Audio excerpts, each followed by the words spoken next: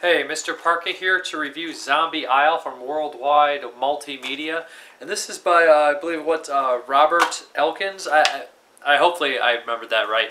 But he also directed another movie released under this label that I did see, another zombie film called Flesh of the Living or Flesh for the Living Dead or something similar to that, Flesh of the Living Dead. And I thought that it was a really guerrilla style, and I appreciate the guerrilla style. And the zombies look cool, and they shot in the streets at night. It took a lot of guts to try to make a movie like that out in outside and things like that, and I respect that. I thought the zombie carnage net was kind of fun as well. I didn't care for the CGI or digital effects, but overall it was a really good low-budget zombie effort. And Zombie Isle is no different on terms of it. It's a really good effort. The zombies are really old-school Romero style and almost kind of Italian influence as well, because the plot is very Italian influence. But I really like the zombie action in the film when they actually get people, they corner them, they rip them to pieces. You don't see that much, and you didn't see that much way back in the day at all, except for Romero stuff. But Zombie Isle basically follows a group of kids being led by the professor to go to this deserted island to look for this flower, this weird, find new uncharted plants and things like that and species. And of course they run into a whole bunch of zombies created by a mad Nazi scientist.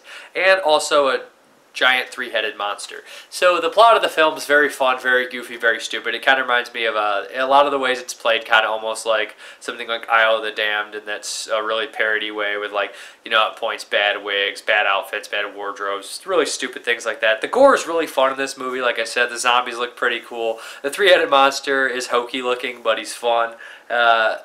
But all in all, the movie is kind of it starts off with a lot of potential. I was really enjoying it. It kind of reminded me of something like much more goofy and self-aware. I don't want to say that children shouldn't play with dead things wasn't self-aware, but it was it had a more serious tone than this, or something like Blood Zombies, or was it Toxic Zombies, Blood Eaters, something like that. But the subplot is obviously exploitation style.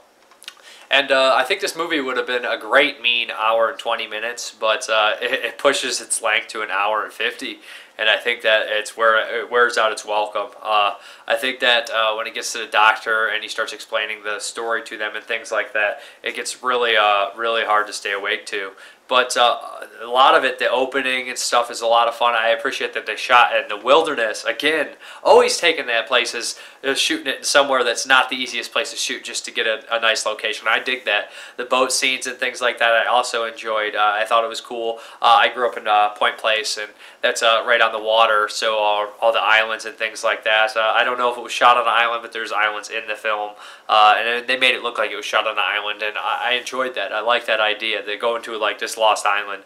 It's very Italian horror-ish, zombie and things like that. So I do appreciate the movie, but I think it's overly long. I think at an hour and 20 this would be really fun, but at an hour and 50, like I said, it's just all right.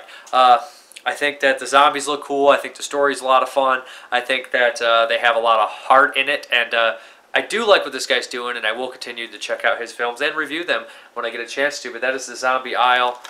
Check this one out. If you like old school zombie films, I'll show a couple clips in here, and I think that it will do some selling points here too. The funny thing is, they tend to have all these characters, and they have these two stupid girls who actually pretty much become badasses, even though they're probably just really easy characters to write and they're fun characters to write, so they're the ones who survive. But it's kind of cool to see that dumb girls are actually, thinking and surviving in these movies instead of just dying immediately. But also the professor's a pervert, as you guys would guess in this type of film. Aren't they always perverts? But yeah, it is Zombie Isle. I'm not sure how I feel about this cover, but yeah. It's definitely a throwback to exploitation zombie movies, kind of like a dash of Romero and a dash of, Italian horror film, Nazi movies and zombie movies, but on a low-budget scale. But if it sounds like something you would like, then check it out. I think you guys will be able to tell from the clips. Thank you very much for watching. Have a good one.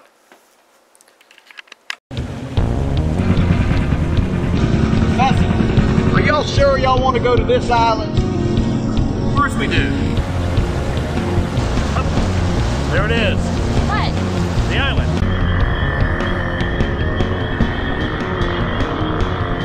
Today, you or explorers? According to several sources, this island doesn't exist. Quarantine. Do not enter. You okay? Jamie! I think that's Stacy.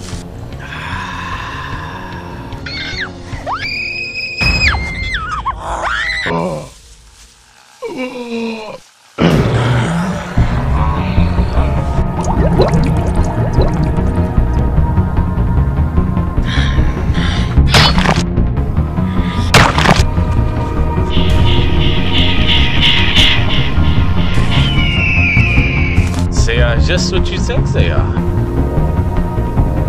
Zombies.